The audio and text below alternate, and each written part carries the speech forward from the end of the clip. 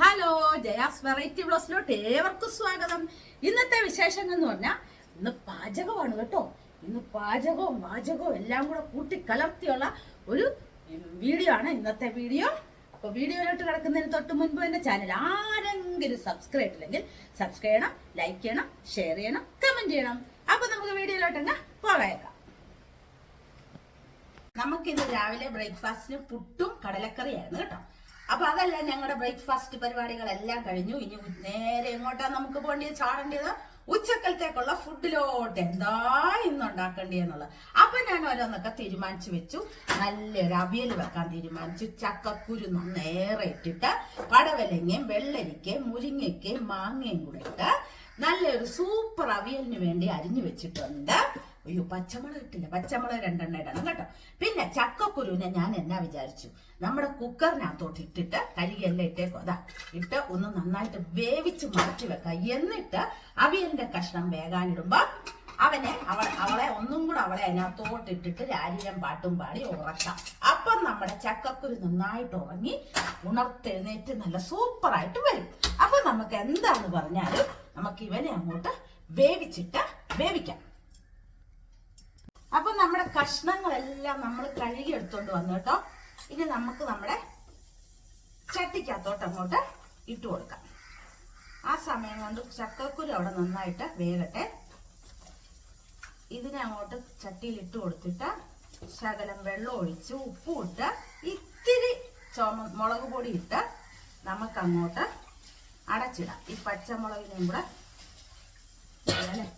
കീറിയിട്ട് നമുക്ക് അങ്ങോട്ട് എല്ലാം കൂടി ഇട്ടിട്ട് നമുക്ക് അടച്ചിടാവേ. അപ്പൊ നമ്മുടെ ചക്കക്കുരു അവിടെ വേകാൻ വേണ്ടി ഇട്ടിട്ടുണ്ട്. ഉപ്പ് ഇട്ടിട്ട്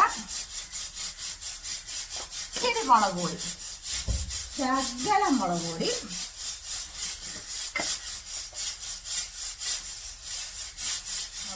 ഇട്ട്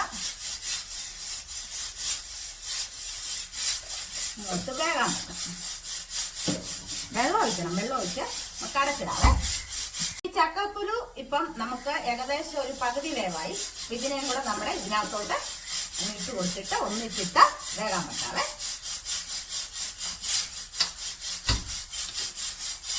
ഒറ്റ വിസിലൂടെ അടിച്ചിട്ട് അവിടെ പതുക്കെ ഇരുന്ന് വേകട്ടെ. ഇതിന്റെ എയർ പോയിട്ട് ഇതിനകത്തോട്ട് ഞാൻ എടുത്തങ്ങോട്ട് വെക്കും.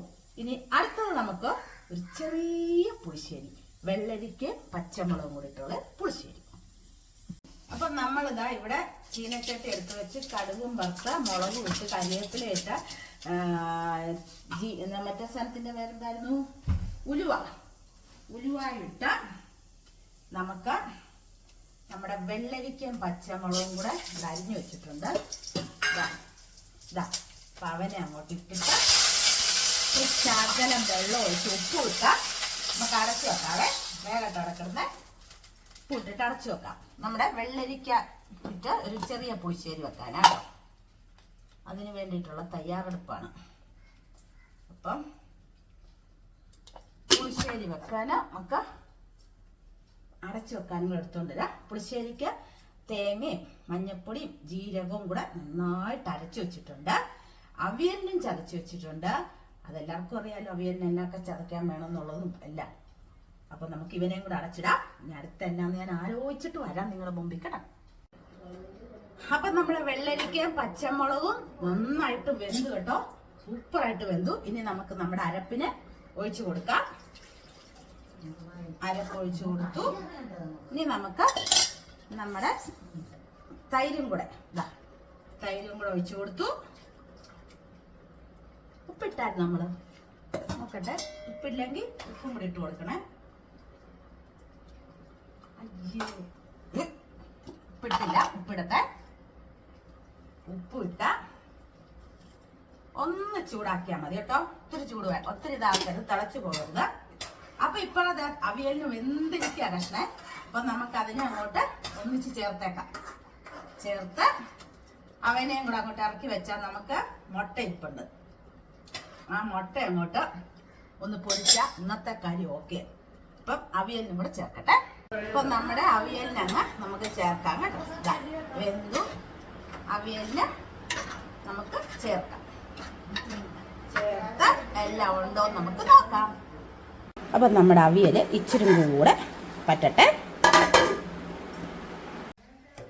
അപ്പം നമ്മൾ ഒരു മുട്ട 2 മുട്ട ഇരിപ്പുണ്ടേ, അതിനും കൂടെ നമ്മൾ ഒരുക്കി റെഡിയാക്കി വെക്കുവാണ്. ഇതാ ഇച്ചിരി സബോളയും കൂടെ ഒക്കെ അരിഞ്ഞ് റെഡിയാക്കി വെക്കട്ടെ. കണ്ട അതുകൂടെ ഓക്കെ ആക്കി നമുക്ക് വെക്കാം.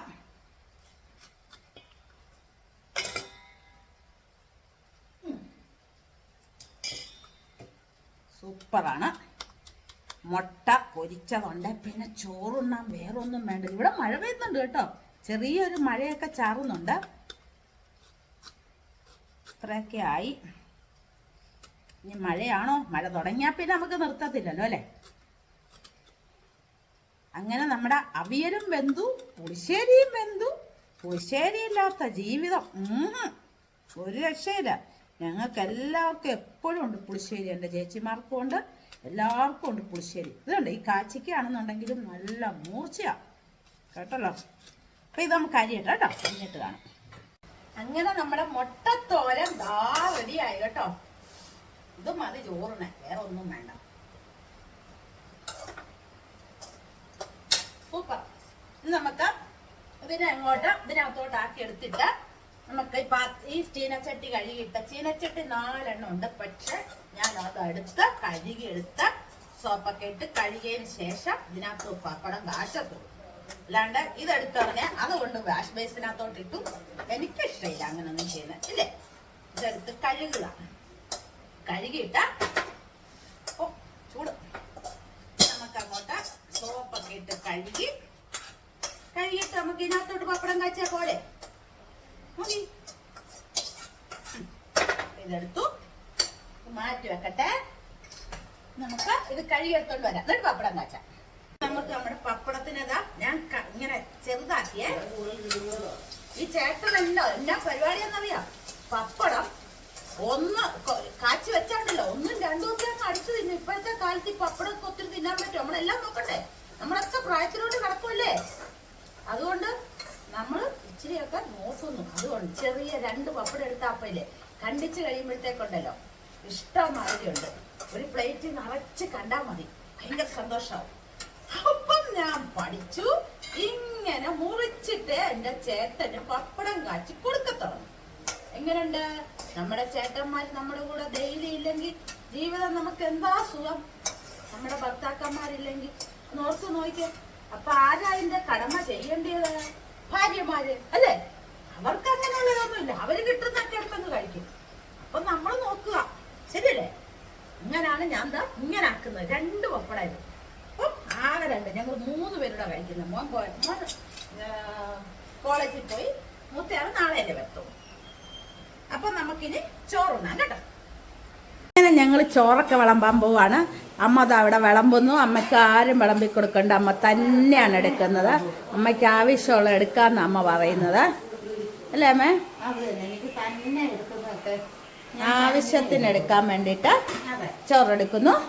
ഞാൻ എനിക്ക് ഇവിടെ പിന്നെ കറിയല്ല ഞാൻ ഇവിടെ കൊണ്ടുവച്ചിട്ടുണ്ട്. ആവശ്യത്തിനനുസരിച്ച് എടുത്താൽ മതിയല്ലോ. നമ്മുടെ അവിയൽ, നമ്മുടെ പപ്പടം, നമ്മുടെ പുളിശ്ശേരി, നമ്മുടെ മുട്ടത്തോരൻ, അപ്പം എല്ലാം എടുത്ത് വിളമ്പി വെച്ചിട്ടുണ്ട്. അപ്പം ഞങ്ങൾ കഴിക്കട്ടെ കേട്ടോ. അപ്പം ഞങ്ങളെ ചോറൊക്കെ എടുത്തു, പപ്പടം എടുത്തു. നമ്മുടെ രാജമ്മ എടുത്തിട്ട് പറയണേ മതിയെന്ന്, ഇനി എടുത്തോളെ. അതായത് പപ്പടം ഒരു കുത്ത് എടുത്തു, കുറച്ച് പപ്പടം മതി, ഇനി നിങ്ങൾ എടുത്തോളെ. എടുത്തോട്ടെ അല്ലേ, നമ്മുടെ അമ്മ എടുക്കട്ടെ. അപ്പൊ ചേട്ടനെ വിളിക്കട്ടെ.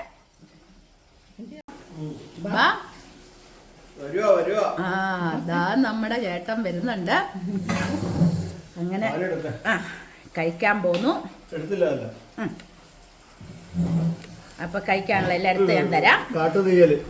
കാട്ടു തീയലോ?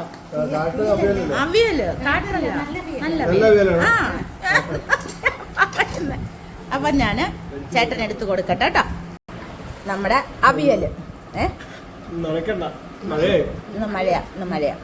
അവിയല് ചക്കക്കുരു, മുരിങ്ങയ്ക്ക, പടവലങ്ങ എല്ലാം കൂടി ഇട്ട് അവിയൽ.